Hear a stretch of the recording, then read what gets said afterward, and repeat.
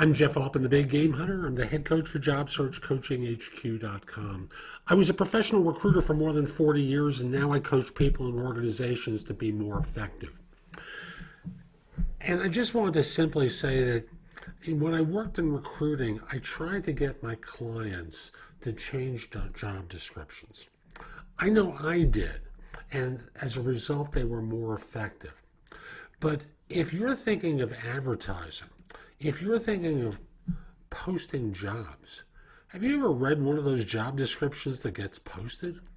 Would anyone on the planet ever get excited by most of these job descriptions that you're posting? Seriously. Would you ever get excited by a bunch of bullet points that talk about must-haves, that demand, do not apply unless you have this background? And what you may not be aware of is that for many of you, you talk about wanting to have a diverse work population. And unfortunately, when you do these bullet point job descriptions with all the requirements and must-haves that read like a menu at a restaurant, what's happening is women don't apply. People from other groups don't apply.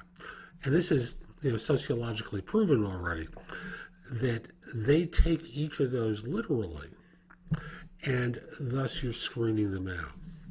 Now, if you want a population at your workplace of, well, I'm not going to go into it. I'll just simply say that if you want a diverse workforce, start thinking in terms of how you can attract top performers and write your job descriptions, particularly the ones that you post online, in a way that's attractive, in a way that sounds like you're talking to a human being, not as though you're a tyrant demanding specific things from them. There is nothing appealing about being told that you are going to operate within an information factory, that everything is so systematized, it's like working on a shop floor in the 19th century.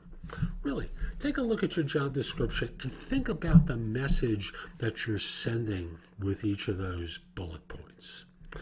Is that really what you want to be doing? Don't you want to be able to attract people who, especially in this labor market, find that they have lots of choices? Have you considered making your process friendlier, more appealing, even more casual, to make it less likely they're going to turn down offers from you? Remember, in this market, top performers are getting multiple job offers. And your job descriptions read like crap. I'm going to put it that bluntly. They read like crap. So rather than doing more of the same and complaining about the results that you get, if you're going to post something, make it interesting. Talk about what the opportunities will be for a person who joins. Obviously, a top performer knows that they're not going to get those opportunities right away, but they want to know what their future is going to look like. Make the interview process interesting for them. Don't treat them like, I used to have a client who would bring people in for phone interviews. Like, they would bring them into the office. People would travel for a long period of time to get there. Then they put them in a conference room and have them interview by phone with people. Tell me how smart that was. Don't keep them waiting without at least acknowledging their existence. Come on.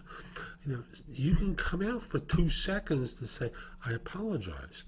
Something ran late. I'll be with you within 5 minutes. And if that needs to go on, I'll still get you in 5 minutes and we'll get going. Be a human being. Don't be a boss. No one likes to get bossed around. And if that's the way you run things, you're not going to attract top people. You'll get the ordinary slobs that you've been attracting up until this point. So I'm Jeff Altman. I hope you found this helpful. I hope you take my advice to heart and start thinking about what you can do to create the impression in people that you want to attract, that yours is a place that they want to work for. I also want to say, you also want to leave these people always wanting the job. Every last person who comes into your organization, you want them wanting the job. I'll tell you a quick story about an old client of mine who was a startup consulting firm. They were big in New York some years ago, and were all people who had been involved with another consulting organization and now had hung out their own shingle. They worked with every recruiter in New York, which created a sales force and a marketing operation that promoted their firm, which was great for them. Every recruiter was out there promoting them. Every candidate left wanting the job. And the ones that were turned down, they said, man, I really wish I went to work there. What a great firm. Such smart people. Is that what you do with the people who come in to see you? Or do you treat them like dirt? Again, Jeff Altman, the Big Game Hunter. Hope you found this helpful. If you're interested in my coaching you, reach out to me at jeffaltman@thebiggamehunter.us or visit my website, thebiggamehunter.us. I'd love to help you. Hope you have a terrific day. Take care.